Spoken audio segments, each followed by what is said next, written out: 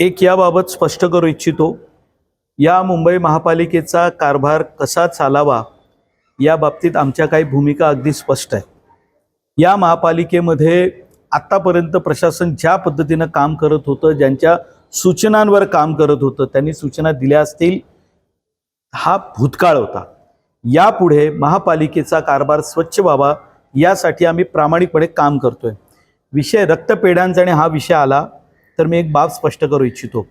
ज्या विषयाच्या संदर्भामध्ये आत्ता चर्चा सुरू आहे आणि आम्ही मुंबईच्या रस्त्यांवरती उतरू आणि रक्ताच्या तो हिशोब मांडण्याचा प्रकार सुरू आहे, माझा एकच प्रश्न या मुंबईकरांच्या वतीने आदित्य ठाकरेजी तुम्हाला आहे। या मुंबईमध्ये सर्वात पहिली रक्तपेढी ही PPP मॉडेलची कुठे सुरू झाली आणि ती सुभाष देसाईंना तुम्ही का दिली? त्यावेळेला देत असताना जो प्रश्न तुम्ही आज आम्हाला विचारताय तो प्रश्न त्यावेळेला तुमच्या मनात नाही आला का? आणि हे ज्या वेळेला झालं त्यावेळेला तुमचं वय किती होतं? जरी तुम्हाला नसेल माहिती तर पूर्वाश्रमीच्या ज्यांनी मुंबई महापालिकेत काम केलं त्यांना एकदा तुम्ही हे विचारून घ्या। आरोप करणं सोपं आहे कारण तुम्ही आता विरोधात बसलेला आहात, विरोधात बसलेलं सहन होत नाही आहे आणि त्यामुळे तुम्ही अभ्यास करून बोलावं, आमच्यावर टीका करावी, सगळं मला मान्य आहे, पण अशी बेताल वक्तव्य करू नका एवढीच तुम्हाला विनंती करतो। सिद्धिविनायक ट्रस्टला मुंबई महानगरपालिकेकडून 500 कोटी रुपये देण्यात येणार आहे। सिद्धिविनायक ट्रस्ट हे श्रीमंत ट्रस्ट असून देखील पालिकेच्या पैशाची गरज का? आरोप केला जातो। विरोधक विचारतात असं आहे, त्यांना विचारू द्या। सिद्धिविनायक मंदिर आणि गणपती बाप्पा हा मुंबईकरांच्या आस्थेचा विषय आहे, आमच्याही आस्थेचा विषय आहे। त्यामुळे या मुंबईकराचं जे आकर्षण आहे, श्रद्धेचा विषय आहे। आज हजारो भाविक रोज या सिद्धिविनायकाच्या दर्शनाला येत असतात आणि मुंबईचं हे आकर्षण आहे। मुंबई शहरात आलेला प्रत्येक व्यक्ती हा सिद्धिविनायकाच्या दर्शनाला जातो, मुंबादेवीच्या जातो, महालक्ष्मी देवीच्या जातो, इतरही सर्व ठिकाणी जातो। असं पुण्याला गेलो की आम्ही दगडूशेठ गणपतीच्या, हलवाई गणपतीच्या दर्शनाला जातोच जातो। नाशिकला गेलो की काही असं प्रत्येक ठिकाणची एक ओळख आहे, तशी मुंबईमध्ये ती ओळख आहे आणि त्याचा विकास करणे आम्हाला अत्यावश्यक वाटलं, त्यामुळे आम्ही दिले। आम्हाला मुंबईकरांच्या सौंदर्यामध्ये भर घालायची आहे। आम्हाला जिथे आस्थेचा विषय येतो, जिथे आमची श्रद्धा आहे त्या ठिकाणी अधिक सुविधा निर्माण व्हाव्यात, अधिक आकर्षक दिसावं असं वाटतं म्हणून आम्ही केलेलं आहे।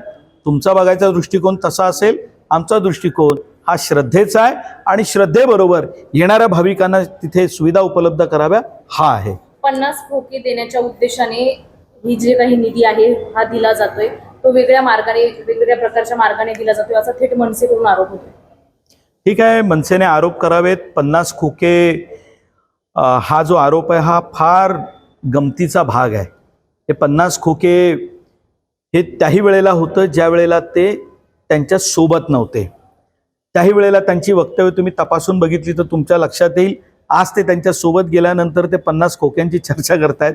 मला वाटतं हा एक हास्यास्पद भाग आहे, त्यांनी काहीतरी नवीन शोधावं आणि बोलावं। आता जर आपण पाहिलं तर मुंबई शहरामध्ये जी नाले सफाई आहे ती पाहिजे तितकी झालेली नाही। सत्ताधाऱ्यांकडून वेगवेगळी आकडेवारी समोर येते, त्यात विशेष जर आपण पाहिलं तर आता अनेक ठिकाणी नाल्यांमध्ये गाळ किंवा कचरा आहे तसाच आहे, अनेक ठिकाणी प्लॅस्टिक देखील पाहायला मिळतंय आणि मुंबईची तुंबई होईल असं दृश्य येणाऱ्या पावसाळ्यात पाहायला मिळेल। आणि याला जोडून की अधिकाऱ्यांचा देखील काही समन्वय नाहीये असं एकंदरीत पाहायला मिळतंय। कुठेतरी मोनोपॉली त्यांची सुरू आहे असा विषय सभागृहात तुम्ही मांडलात, नेमकं काय आहे हे सगळं?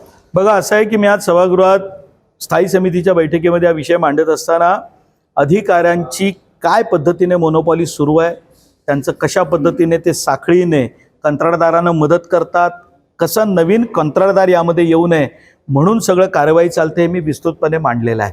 आणि हे मांडत असताना मिठी नदीला दरवर्षी साधारणतः 9 लाख मेट्रिक टन गाळ काढण्याचं उद्दिष्ट डोळ्यासमोर ठेवून आपण काम करतो।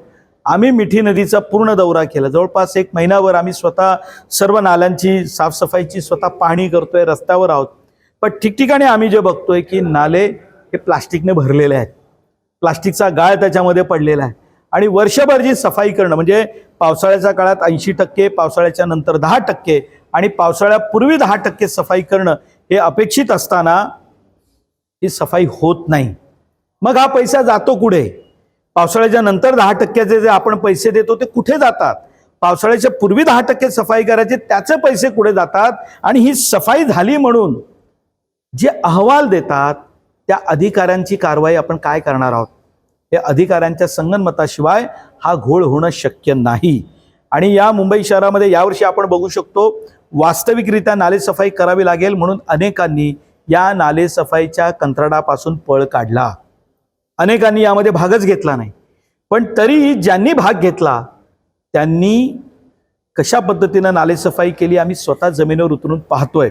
आणि मला जे चित्र आम्ही बघितलं की होय काम सुरू आहे, हे काम सुरू आहे, पण दरवर्षी जे आकडे फुगवलेले दाखवले जात होते, एवढे टक्के नालेसफाई झाली, एवढा मेट्रिक टन गाळ काढला, तर ती तशी वास्तविकता नाही आहे. हे आकडे दरवर्षी फुगवले जात होते, कंत्राटदारांना फायदा करून दिला जात होता. यामध्ये कोणाचे मित्र हे मिठी नदीमध्ये गाळ उपसायला जात होते तुम्हाला माहिती आहे. माझे कोणी मोरियो फोरियो नावाचे मित्र नाही आहेत, पण ज्यांचे मित्र आहेत त्यांच्या संगनमताने, त्यांच्या आशीर्वादाने या महापालिकेतील काही अधिकारी हे आकडे फुगवून सादर करत होते आणि ते पेमेंट जात होतं. यावर्षी सगळी पोलखोल होणार आहे. मी हे मान्य करतो की होय कामाला ज्या पद्धतीनं गती मिळायला पाहिजे आम्ही ठोकून मागे लागलेलो आहोत, पण मुळातच दरवर्षी जे आकडे फुगून दाखवत जात होते त्याचाच परिणाम हा यावर्षी आम्हाला प्रत्यक्ष जागेवर गेल्यानंतर दिसतोय. पण अजूनही काही ठिकाणी नालेसफाईला गेल्यानंतर तुम्ही जाता त्यावेळेला मशिनरी असते, प्रॉम्प्ट काम सुरू असतं, मात्र तुमची पाठ फिरल्यानंतर त्या मशिनरी काढून घेतल्या जातात, तिथे काम होत नाही असंही निदर्शनास आलेलं आहे. तर नेमकं ह्याला चाप कसा बसवता येणार? ही वास्तविकता असू शकेल, आम्ही याची चौकशी करणार आहोत. पण हे देखील वास्तविकता आहे की मोठ्या प्रमाणावर नाल्यामध्ये आत्ता कचरा टाकला जातोय. दत्तक वस्ती योजना आपली पूर्णतः अपयशी ठरलेली आहे. नागरिक मोठ्या प्रमाणावर घरातला कचरा हे सगळं उचलून नाल्यामध्ये टाकतात. नाल्यामध्ये गाद्या सापडत आहेत, नाल्यामध्ये फ्रीज सापडत आहेत. परवा तुम्हीच आम्हाला दाखवलं की नाल्यामध्ये आता रिक्षासुद्धा सापडायला लागलेली आहे. तुम्ही विचार करा की नाल्यामध्ये काय काय पद्धतीने वस्तू फेकल्या जात आहेत. आणि मला असं वाटतं की नाल्यांमध्ये जोपर्यंत हे जे प्लास्टिकचा गाळ पडलेला आहे तोपर्यंत ही स्वच्छता होणार नाही. कठोरपणे प्लास्टिक बंदी आपल्याला करावीच लागेल, त्याशिवाय ही मुंबई वाचणार नाही. आज 27 मे आहे. 30 मे पर्यंत तुम्ही लास्ट तारीख दिली होती नालेसफाईची. सत्ताधारी नालेसफाईमध्ये अपयशी झाले तसं किती टक्के नालेसफाई झाली? आणि जर तुम्ही हा प्रश्न केला सत्ताधारी अपयशी ठरले तर तुम्हाला असं वाटतं का की आम्ही स्वतः नालेसफाई करतोय? आम्ही प्रशासनाकडनं करून घेतो आणि प्रशासन जिथे चुकतंय, प्रशासनातले काही अधिकारी ज्या पद्धतीने गेली अनेक वर्ष त्या जागेवरती बसून घोळ घालतायत, अहो तेच तर आम्ही निदर्शनास आणून देतोय की हे घोळ चाललेत. मुंबईकरांचा पैसा हा चुकीच्या पद्धतीनं कंत्राटदारांच्या घशात घातला जातोय, तो जाऊ नये म्हणून तर आम्ही वस्तुस्थिती मांडतोय की दरवर्षी ज्या पद्धतीनं मुंबईत पाणी तुंबतं, हे पाणी का तुंबतं? तर नालेसफाई व्यवस्थित होत नाही. नालेसफाई का होत नाही? तर कंत्राटदार काम करत नाही. हे आम्हीच लोकांसमोर सांगतोय ना. हे विरोधकांनी सांगायच्याऐवजी आम्ही जी वस्तुस्थिती आहे ती लोकांसमोर मांडतोय. उलट आम्ही तर प्रशासनाची बाजू घ्यायला पाहिजे होती. आम्ही प्रशासनावरती मान ठोकण्याचा प्रयत्न करतोय की चुकीच्या पद्धतीनं हे पैसे दिले जात आहेत, कंत्राटदार काम कमी करतायत, काही अधिकाऱ्यांचा यामध्ये सहभाग असल्याशिवाय अशा पद्धतीनं ही होणार नाही. नवीन कंत्राटदाराला येऊन दिलं जात नाही, जुन्या कंत्राटदारांनाच साखळी पद्धतीनं काम कसं मिळेल अशी व्यवस्था काही अधिकारी या मुंबई शहरात करतायत. आतापर्यंत किती टक्के नालेसफाई झाली? आतापर्यंत किती टक्के झाली? बघा असं 31 तारखेपर्यंत खरा आकडा हा आपल्या समोर येणार नाही. प्रशासन जरी सांगत असलं तरी वास्तविकता ही आणि ती मी मान्यही करतो की 2 दिवसापूर्वी ज्या रस्त्यावरनं मी जात असताना जे नालेसफाई बघितली ती झाल्यानंतरही परत तिथे त्याच पद्धतीचा गाळ येतो. ही काही ठराविक ठिकाणची परिस्थिती आहे, पण सगळ्याच ठिकाणी असं नाही आहे. त्यामुळे मुंबई शहरामध्ये आत्ता 60 ते 65% नालेसफाई झाली आहे, खरं आहे, पण ही अधिक सक्षमपणे करण्याची गरज आहे.